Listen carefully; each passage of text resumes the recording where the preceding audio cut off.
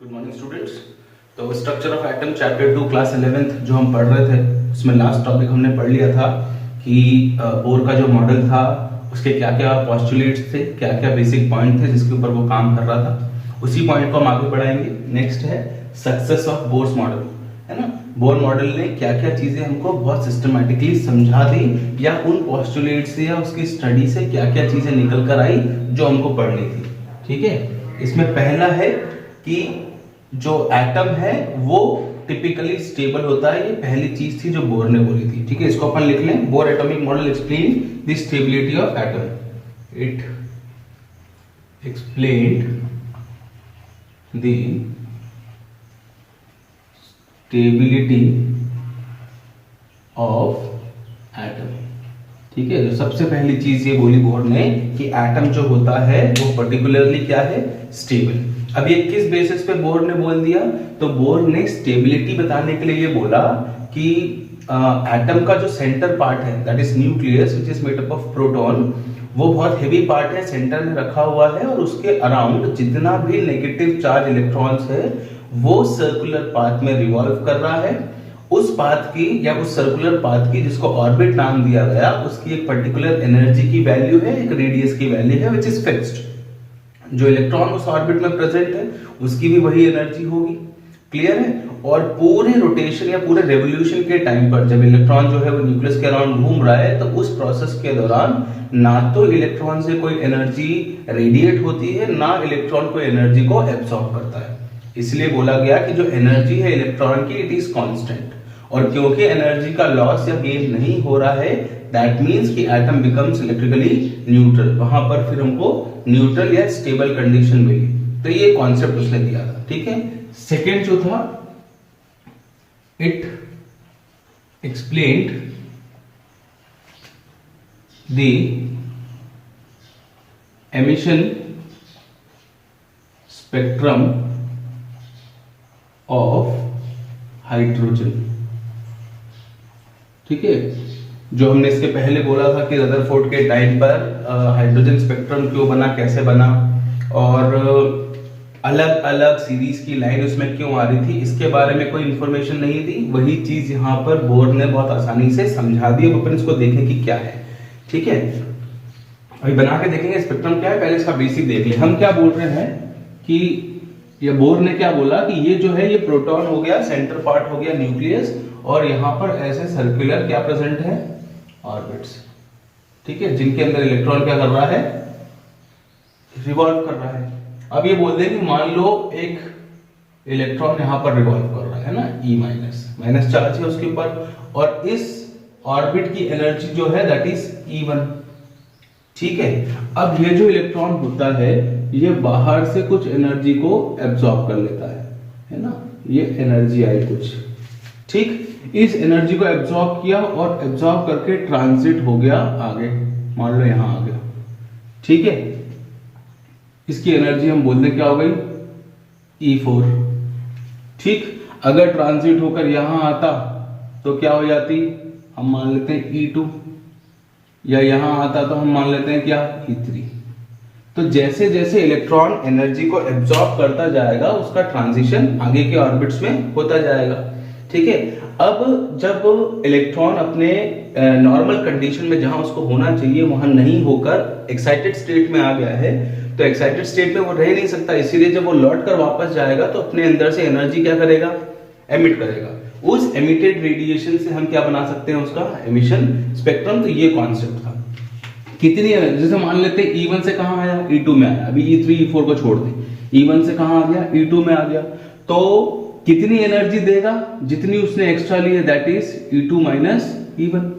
Simple सा concept है ना। अगर E1 में फर्स्ट ऑर्बिट में एनर्जी E1 थी और सेकंड ऑर्बिट में पहुंचने के लिए एनर्जी क्या लगेगी, E2 लगेगी, तो कितनी एनर्जी इसको बाहर से लेनी पड़ेगी for transition from E1 to E2, that is delta E। तो अगर इतनी एनर्जी मैं बाहर से सप्लाई दे देता हूं तो E1 से कहां जाएगा, E2 में। अब जब E2 में आ गया है और लौटकर वापस E1 में जाएगा तो इतनी ही एनर्जी निकालेगा। इसी तरीके से अगर E3 में आ गया है तो हो जाएगी E3 माइनस E1। E4 में आ गया है अगर ज्यादा एनर्जी लेकर तो E4 माइनस E1, और हर जगह डेल्टा E की वैल्यू क्या आएगी, डिफरेंट। है ना, क्योंकि हर जगह ट्रांजिशन का लेवल भी क्या है, अलग अलग है। ये क्लियर है, अभी समझ में आया। तो अगर हर बार एनर्जी का अमाउंट अलग अलग है तो जब लौट कर वापस जाएगा और अपने अंदर से एनर्जी को रेडिएट करेगा तब भी एनर्जी की वैल्यू हर बार क्या होगी, अलग होगी। इस वजह से क्योंकि एनर्जी अलग अलग निकल रही है तो ऑब्वियस है कि अलग अलग वेवलेंथ या अलग अलग फ्रीक्वेंसी की लाइट भी क्या करेगा, वो रेडिएशन भी क्या करेगा, एमिट करेगा। इसीलिए हमको हाइड्रोजन स्पेक्ट्रम में अलग अलग लाइंस मिलती है। ठीक है, अब हाइड्रोजन स्पेक्ट्रम कैसे बनाना होता है या क्या है वो देख लेते हैं। तो बिल्कुल सिंपल सी चीज है बनाने के लिए, अपने को ऐसे 7 लाइंस बनानी है। ठीक है, इसको अपन बना लेते हैं कि क्या करना है इसमें। अपने को 7 लाइंस बनानी है total. This is n equal to 1, ये फर्स्ट ऑर्बिट हमने बता दिया। फिर n इक्वल्स टू 2 हो गया, उसके बाद n इक्वल्स टू 3 हो गया। ठीक है, उसके बाद n equals to 4, n equals to 5, n equals to 6 और लास्ट में n इक्वल्स टू 7। ये 7 ऑर्बिट हमने बता दिए KLMNOP के हिसाब से। ठीक है, अगर हम ये बोल रहे हैं कि इलेक्ट्रॉन जो है एनर्जी लेकर, मान लो यहाँ प्रेजेंट था एक इलेक्ट्रॉन, ये मैंने एक इलेक्ट्रॉन बनाया हाइड्रोजन का, है ना। हाइड्रोजन का एटॉमिक नंबर क्या है, 1 है, कॉन्फ़िगरेशन हो गया 1s1, ये K में प्रेजेंट है। तो वो जो एक इलेक्ट्रॉन यहाँ K ऑर्बिट में प्रेजेंट है उसने एनर्जी ली, तो वो L M N O P Q किसी में भी जा सकता है डिपेंडिंग अपॉन दी एनर्जी। अब वहां से जब वो लौट कर आएगा रिटर्न वापस अपनी ग्राउंड स्टेट में, तो वो एक ही बार में नीचे आ सकता है या स्टेप्स में भी नीचे आ सकता है। क्लियर है, तो इस तरीके से हमको अलग अलग लाइंस यहाँ पर मिलती है। तो उसको अगर हम बनाएं तो कुछ ऐसा बनाना होता है। ठीक है, पहली बार जब लौट कर आया तो कहां से आया, ऊपर से आया, सीधे कहां आया, नीचे ग्राउंड स्टेट में। इसी तरीके से अगर 6 तक गया होगा तो 6 से लौटकर सीधे कहां आ सकता है, ग्राउंड स्टेट में। अगर 5 में गया होगा तो 5 से लौट के कहां आ सकता है, ग्राउंड स्टेट। इसी तरीके से 4 से सीधे लौट के कहां आएगा, ग्राउंड स्टेट। 3 से कहां आ सकता है, ग्राउंड स्टेट। 2 से कहां आ सकता है, ग्राउंड स्टेट। तो स्पेक्ट्रल लाइंस में एक लाइन तो हमको ये मिल गई कि जब एक्साइटमेंट जब हुआ था इलेक्ट्रॉन का तो वो तो 7 में भी हो सकता है और 7 से सीधा 1 में आ सकता है, 6 से सीधा 1 में, 5 से सीधा 1 में, 4 से, 3 से और 2 से। तो ये जो लाइन मिली थी, ये लाइन मिलती है जब हम कौन सी लाइट डालते हैं, UV light.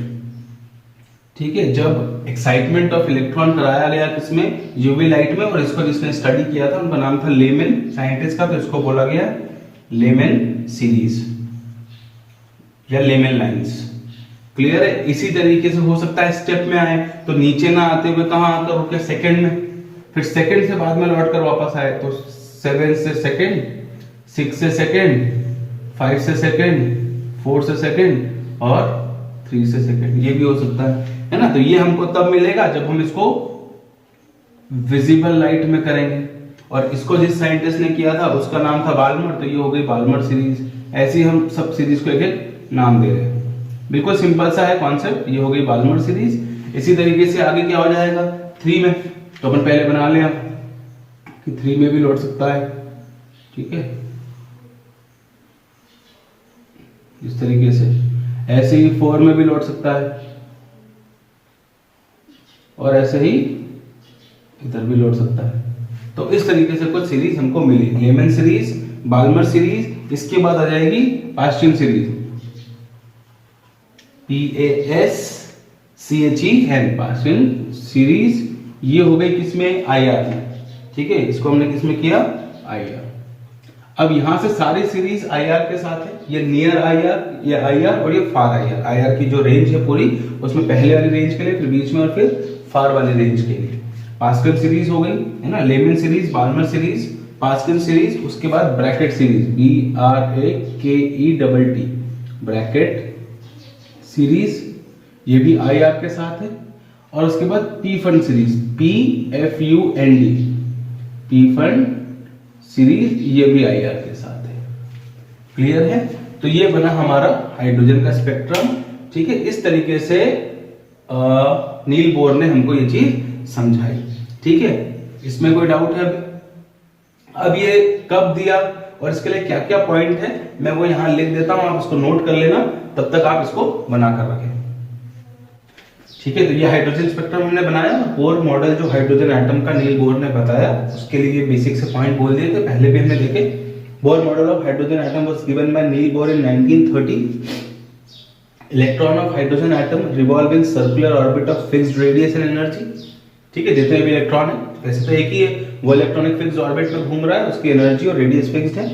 The energy of an electron is certain in an orbit, जो ऑर्बिट की एनर्जी होगी वही एनर्जी इलेक्ट्रॉन की भी होगी, अलग नहीं हो सकती। ठीक है, इसको समझ लें अपन कि यहां अगर एक इलेक्ट्रॉन है और यहां एक इलेक्ट्रॉन है तो इन दोनों की एनर्जी में क्या है, डिफरेंस। ठीक है, जैसे अगर आप क्लास 11th में हैं तो आप क्लास 11th में इसीलिए हैं बिकॉज आपने इतनी एनर्जी अचीव कर ली है कि आप 11th में बैठे हैं, और वो एनर्जी अभी आपके लिए किस फॉर्म में हो गई, वो हो गई आपके 10th के रिजल्ट के फॉर्म में। कोई अगर आपको ये बोलता है कि नहीं आप 10th में फिर से बैठो तो आप नहीं बैठोगे, कोई अगर आपको ये बोलता है कि आप 12th क्लास में जाकर बैठो तो आप नहीं बैठोगे। ठीक है, तो एक इलेक्ट्रॉन अगर किसी ऑर्बिट पे प्रेजेंट होता है तो उसकी एनर्जी और उस ऑर्बिट की एनर्जी क्या होती है, सर्टेन, दैट इज फिक्स्ड, और एक दूसरे से मैच करती है। The frequency of radiation absorbed और एमिटेड इज डेल्टा ई, वो हमने यहाँ देख लिया।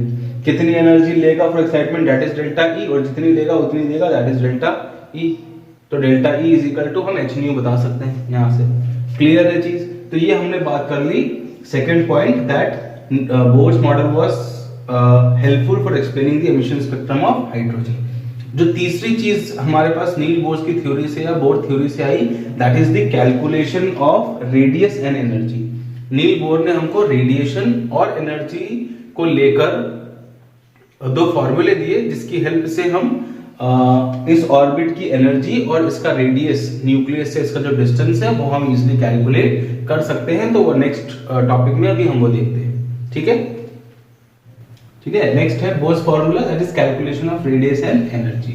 तो रेडियस दैट इज आर, पहली चीज बात करें अगर, तो रेडियस कैलकुलेट करने के लिए बोर ने हमको एक फार्मूला दिया, that is n square h square upon 4 pi m z e square. ठीक है, या फिर इसको हटा देते हैं अभी, n square h square upon 4 पाई m z e square. Clear है? तो इस फॉर्मूले को यूज करके आप रेडियस को कैलकुलेट कर सकते हैं। कहां से आया फॉर्मूला, क्या था, ये सब अभी हमारे काम का नहीं है, अभी हम सिर्फ रेडियस के फॉर्मूले को याद रखें। यहां पर जो n है, सिंपल सी चीज, वो n क्या हो गया, that is number of shell. जिस भी ऑर्बिट की या जिस भी शेल की हम एनर्जी कैलकुलेट करने की बात कर रहे हैं, ये उसका नंबर हो गया। ठीक है, इसको अगर आप चाहो तो प्रिंसिपल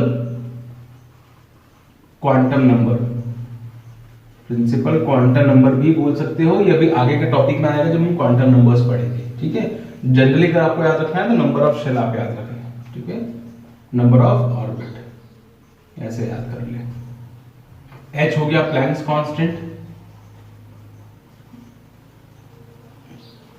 ठीक है, 4 पाई तो वैसे ही कांस्टेंट है, पाई भी। m हो गया मास ऑफ इलेक्ट्रॉन। ठीक है, z हो गया एटॉमिक नंबर। ठीक, और E हो गया चार्ज ऑन इलेक्ट्रॉन। तो ये चीजें हमारे पास निकल कर आई। ठीक है, अब इसमें से H प्लैंक्स की बात करें, प्लैंक्स कांस्टेंट की, तो इसकी वैल्यू फिक्स्ड है, मास ऑफ इलेक्ट्रॉन फिक्स्ड है और चार्ज ऑन इलेक्ट्रॉन फिक्स्ड है। क्लियर है? मतलब h स्क्वायर 4 पाई m और E स्क्वायर ये हमारे को फिक्स मिलेगा। तो इस फॉर्मूले को अगर मैं बदलूं तो मेरे पास आता है R equal to h square upon 4 pi mass and E square is equal to n square upon z, sorry into n square upon z। जितनी जितनी कांस्टेंट की चीजें थी वो मैंने यहां से बाहर निकाल ली, है ना। ये हो गया क्या, कांस्टेंट। ठीक है, इसकी जगह मैं चाहूं तो सीधे एक ही k लगा दूं, दैट इज कांस्टेंट। अब अगर हम कैलकुलेशन बेसिस है ना, इसको ऐसे लिख सकते हैं, r is equal to constant into n square upon z। ठीक है, और कैलकुलेशन की बात करें, अगर इसकी जगह इनकी वैल्यू रख दी जाए तो जो r निकल कर आएगा that will be 53 pm। pm stands for picometer into n square upon z।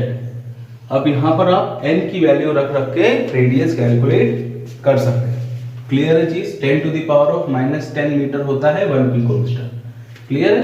तो अब अगर मुझे 4 n इक्वल टू 1 है ना, मतलब के ऑर्बिट का अगर मैं रेडियस निकालने की बात कर रहा हूं तो r equal to 53 into n की वैल्यू हो गई 1 का स्क्वायर अपॉन एटॉमिक नंबर भी क्या है 1 है, तो r कितना आ गया 53 पिकोमीटर।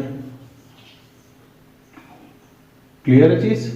इस तरीके से हमने r निकाला। दैट मीन्स कि अगर ये न्यूक्लियस है और ये पहला ऑर्बिट है k, है ना, ये फर्स्ट ऑर्बिट हमने बनाया k, तो यहां से लेकर यहां तक का जो डिस्टेंस है दिस डिस्टेंस इज 53 पिकोमीटर, या फिर अगर 10 मीटर में निकालना है तो 1 picometer is 10 to the power of -10, तो थोड़ा मल्टीप्लाई कर देना।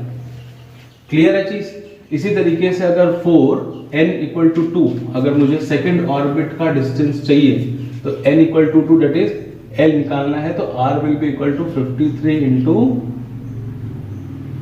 2 का square upon 1, r will be equal to 53 इंटू 4, r will be equal to, ये हो गया 212, है ना, 212 पिकोमीटर। तो इस तरीके से हम रेडियस कैलकुलेट कर सकते हैं with the help of this formula. ये फार्मूला दिया हमको किसने? बोर ने, फॉर कैलकुलेटिंग रेडियस। इसी तरीके से हमको एक फार्मूला और मिला for calculating what? For calculating energy. ठीक है, अब एनर्जी कैलकुलेट करने के लिए, ई कैलकुलेट करने के लिए जो फार्मूला हमको मिला that is 2 pi square m z square e to the power of 4 upon n square h square. Now this was the formula for calculating the energy of a particular orbit. एक particular orbit की अगर energy निकालनी है तो हम इससे निकाल सकते हैं। इसमें से भी कांस्टेंट निकाल लें, क्या आ जाएगा? E equal to 2 pi square constant है, मास कांस्टेंट है, E का पावर 4 कांस्टेंट है, अपॉन h स्क्वायर कांस्टेंट है, इनटू क्या बचा? z square upon n square. ठीक है, इसी फॉर्मूले को हम क्या लिख सकते हैं? E equal to constant into z square upon n square, जैसे हमने यहां करा था। क्लियर हो गई चीज? तो इस तरीके से इस फॉर्मूले को यूज करके हम क्या निकाल सकते हैं? Energy of a particular orbit. ये क्लियर है? यहां पर हम मास की वैल्यू, चार्ज की वैल्यू और प्लैंक्स की वैल्यू रखकर इसका कांस्टेंट का वैल्यू निकाल लें और फिर यहाँ पर एटॉमिक नंबर और जिस शेल के लिए निकाल रहे एनर्जी उसका नंबर डाल दें तो हमको E की वैल्यू मिल जाएगी। क्लियर है चीज? है ना? अगर इसको सॉल्व किया जाता है तो कांस्टेंट की वैल्यू, जैसे हमने यहाँ पर एक फिक्स कर दी है कि इस कांस्टेंट की वैल्यू कितनी निकल कर आती है? 53 पिकोमीटर। वैसे ही अगर इसको किया जाए तो E will be equal to, जो कांस्टेंट हमने लिया है 2 pi square m e to the power of 4 upon h square, इसकी वैल्यू हमारे पास आएगी -13.6 इलेक्ट्रॉन वोल्ट, है ना, -13.6 इलेक्ट्रॉन वोल्ट। बचा क्या? Into z square upon n square. तो ये वैल्यू आप यूज कर सकते हैं फॉर कैलकुलेटिंग दी न्यूमेरिकल्स। तो वो जब हम करेंगे तो वहां से हमको एक क्लियर हो जाएगा। तो एक हम फॉर्मूला ये याद रखें 53 into n square upon z for radius, और एक ही हो गया हमारे पास फॉर एनर्जी। क्लियर है? आप इतना नोट करके रखें। चलिए, तो स्ट्रक्चर ऑफ एटम में हमने Thomson atomic model, Rutherford atomic model और बोर एटॉमिक मॉडल पढ़े। इसके अंदर क्या क्या चीजें थी वो हमने देख लिया। ठीक है, अब यहां से आता है modern concept for structure of atom, कि आज की डेट में हम मॉडर्न कॉन्सेप्ट क्या मानते हैं, जिसको हम क्वांटम मॉडल भी बोलते हैं, क्वांटम मैकेनिकल मॉडल भी बोलते हैं, जिसके अंदर दो चीजें पढ़ी जाती है। एक डुअल नेचर ऑफ मैटर, है ना, अभी तक हमने पढ़ लिया कि जब रेडिएशंस आ रही थी तो उसमें वेव नेचर भी था, जिसको हमने वेव थ्योरी के अंदर पढ़ा, इलेक्ट्रोमैग्नेटिक वेव थ्योरी। और हमने ये पढ़ा कि इसमें पार्टिकल नेचर भी होता है, इसको हमने प्लैंक्स क्वांटम थ्योरी में पढ़ा। अब हम ये बोल रहे हैं कि नेचर में जो मैटर हमारे पास प्रेजेंट है, चाहे सॉलिड हो, लिक्विड हो, गैस हो, उसके पास डुअल नेचर होता है, वेव नेचर भी होता है और पार्टिकल नेचर भी होता है। इसके बारे में हम बात करेंगे। और दूसरा है हाइजेनबर्ग अनसर्टेनिटी प्रिंसिपल, कि ये क्या होता है। और ये दोनों चीजें मिलकर हमको क्वांटम मैकेनिकल मॉडल देती है, या modern concept of structure of atom देती है। ठीक है, अब इसको पढ़ने से पहले हम बात कर लें कि जब हम एक एटम की बात कर रहे थे और हमने बोला कि उसके अंदर इलेक्ट्रॉन्स हैं जो एक पर्टिकुलर ऑर्बिट में प्रेजेंट है, तो उन ऑर्बिट्स में भी कौन सी ऐसी जगह है जहां पर इलेक्ट्रॉन होते हैं। ठीक है, तो अभी जो हम यहाँ पर डिटेल में बात कर रहे हैं that is concept of shell, जिसको हम ऑर्बिट भी बोलते हैं। ठीक है, सब शेल एंड ऑर्बिटल्स। ठीक है, ये समझना हमारे लिए बहुत ज़रूरी है, बिकॉज आगे की सारी चीज़ें जो है वो हम इससे रिलेट करके पढ़ेंगे, चाहे 11th की हो चाहे 12th की हो। ठीक है, ये चीज़ें बहुत काम आएगी हमारे को, ऑर्गेनिक केमिस्ट्री में भी बहुत काम आएगी। ठीक है, अब जैसे एग्जाम्पल ले, मान लो हमने बोला सोडियम है, ठीक है, तो इसका जो एटॉमिक नंबर है, एटॉमिक नंबर वो कितना हो गया 11। ठीक है, सोडियम का। इस एटॉमिक नंबर 11 से क्या चीज हमको समझ में आई कि जो नंबर ऑफ प्रोटॉन है वो 11 है, और साथ में जो नंबर ऑफ इलेक्ट्रॉन है वो भी क्या है 11 है। ठीक है, इसका मास होता है 23, यहां लिखते हैं हम 23। और अगर मुझे न्यूट्रॉन निकालना हो तो number of neutron will be equal to mass minus number of proton, that is 12। तो ये इसका एक सब एटॉमिक या फंडामेंटल पार्टिकल का जो कंपोजिशन था वो हमने देख लिया कि सोडियम के एक एटम के अंदर 11 प्रोटॉन, 11 इलेक्ट्रॉन और 12 न्यूट्रॉन हैं, जिसमें से हमने ये पढ़ लिया कि जो सेंटर पार्ट है उसमें सारा प्रोटॉन, 11 प्रोटॉन और 12 न्यूट्रॉन जो है वो सेंटर में प्रेजेंट है, which is called as nucleus. इसको नाम दे दिया क्या, न्यूक्लियस। इस न्यूक्लियस के अराउंड ऐसा पहला ऑर्बिट है जिसका नाम है के। ठीक है, उसके बाद दूसरा ऑर्बिट है जिसका नाम है एल, और उसके बाद तीसरा है जिसका रिप्रेजेंटेशन नाम हो गया एम। इस तरीके से हमने पढ़ा। ठीक है, अब इसके बाद हमने ये भी पढ़ लिया कि अगर कोई ऑर्बिट है तो उस ऑर्बिट में नंबर ऑफ इलेक्ट्रॉन्स कितने होंगे, 2n² से हमने निकाला था, 2n² फॉर्मूले से, जहां से हमको मिला था कि K के अंदर 2 इलेक्ट्रॉन, ठीक है, L के अंदर 8 इलेक्ट्रॉन, M के अंदर 18 इलेक्ट्रॉन, और इसी तरीके से आगे हमने देखा था। ठीक है, तो ये डिस्ट्रीब्यूशन अगर मैं सोडियम के लिए करूं, सोडियम में इलेक्ट्रॉन कितने 11, इन 11 इलेक्ट्रॉन में से 2 इलेक्ट्रॉन कहां प्रेजेंट है K में, बिकॉज K की लिमिट ही क्या है 2। ऐसे ही बचे कितने, 11 में से 2 गए तो 9 में से 8 कहां प्रेजेंट है L में,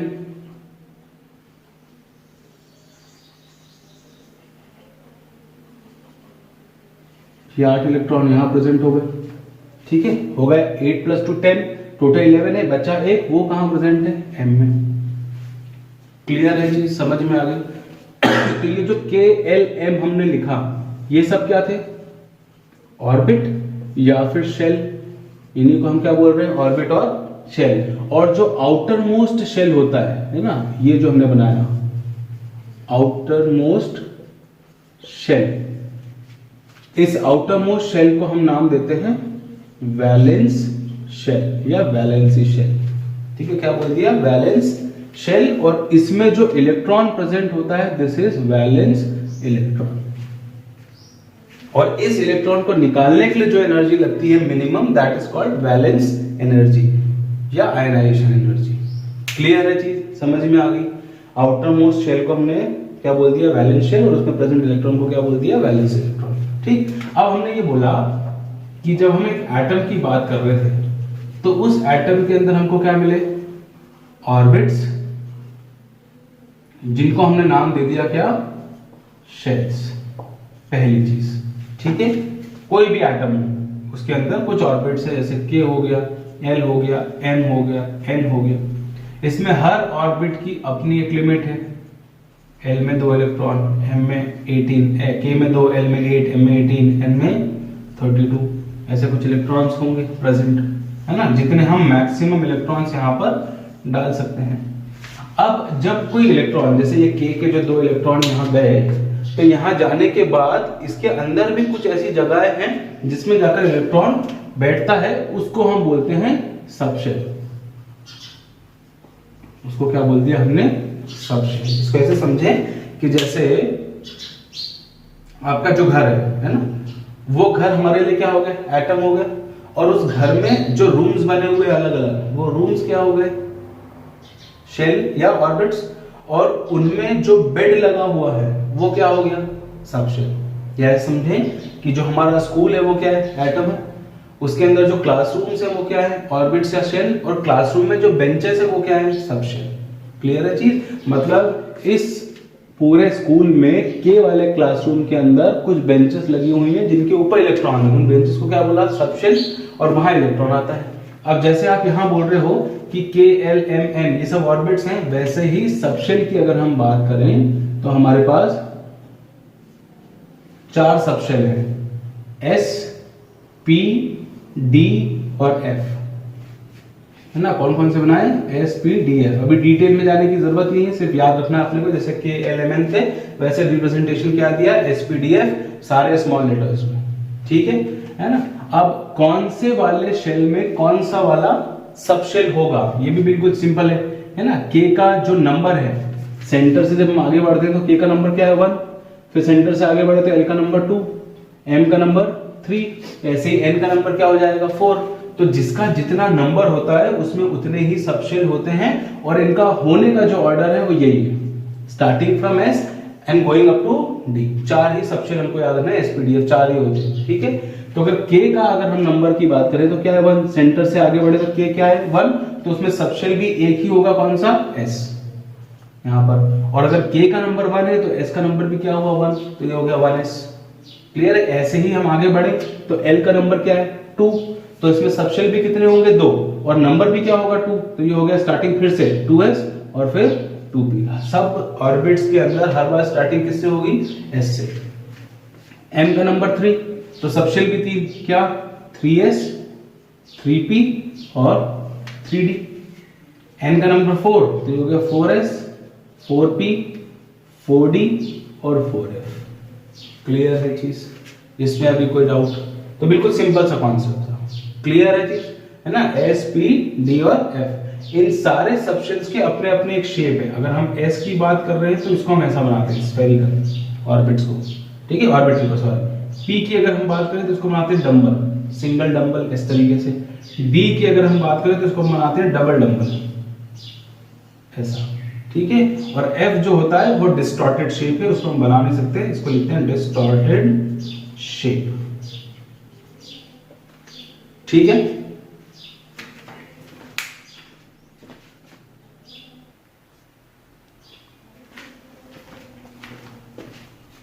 तो ये हमने शेप की बात कर ली, एस का स्फेरिकल, पी का डंबल, डी का डबल डंबल और एफ का डिस्टॉर्टेड शेप। क्लियर है। तो यहाँ पर जो इलेक्ट्रॉन्स होते हैं वो कुछ ऐसे शेप में, सब हम लोग आगे पढ़ेंगे कि क्या होता है। सिर्फ याद रखें कि ये तो हो गया सबशेल, ठीक है। अब हमने बोला कि सबशेल के अंदर भी कुछ जगह है जहां पर इलेक्ट्रॉन एक्चुअली प्रेजेंट है, और उसको नाम दिया ऑर्बिटल्स, लास्ट, ठीक है, ठीक है। वो ऑर्बिटल जो है वो एक ऐसी स्पेसिफिक जगह हो गई जहां इलेक्ट्रॉन प्रेजेंट है। जैसे आप स्कूल जाते हैं और आपकी क्लासरूम में एक बेंच लगी हुई है जिसपे 2 बच्चे बैठते हैं, ठीक है। तो वो क्लासरूम आपका, वो स्कूल आपके लिए क्या है, एटम। क्लासरूम आपके लिए क्या है, शेल, शेल या ऑर्बिट। जो बेंच लगी हुई है क्या है, सबशेल। और उस बेंच के जिस हिस्से में, आधे हिस्से में आप बैठते हैं वो क्या है, ऑर्बिटल। तो अगर छोटी बेंच है एक ही ऑर्बिटल वाली तो इस पे एक ही बैठेगा, है ना। बड़ी बेंच है जिसपे 2 बच्चे बैठ सकते हैं तो वो 2 ऑर्बिटल हो गए अलग अलग हिस्से में। कोई बेंच पे 3 बैठते हैं तो वो 3 ऑर्बिटल वाली हो गई। क्लियर। तो ऑर्बिटल वो एग्जैक्ट जगह हो गई सबशेल के अंदर जहां पर इलेक्ट्रॉन क्या है, प्रेजेंट है, ठीक है ना। इसको अभी हम आगे देखेंगे क्या, चलो इसको बता ही देते हैं क्या है। जब हम s ऑर्बिटल की बात करते हैं ना, अभी अपन यहां से डायग्राम हटाते हैं फिर समझते हैं।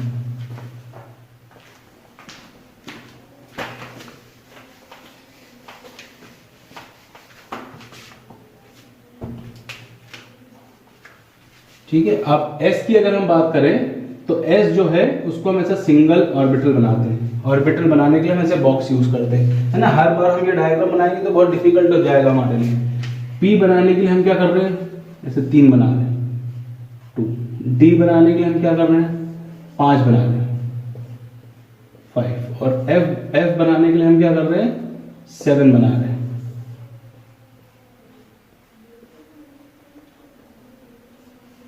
7। ठीक है ना। अभी जो एक सिंगल बॉक्स हुआ, दिस इज 1 ऑर्बिटल, ये एक ऑर्बिटल है। और एक ऑर्बिटल के अंदर 2 इलेक्ट्रॉन हम डाल सकते हैं जिसको रिप्रेजेंट करते हैं ऊपर की एरो और नीचे की एरो से। क्लियर है।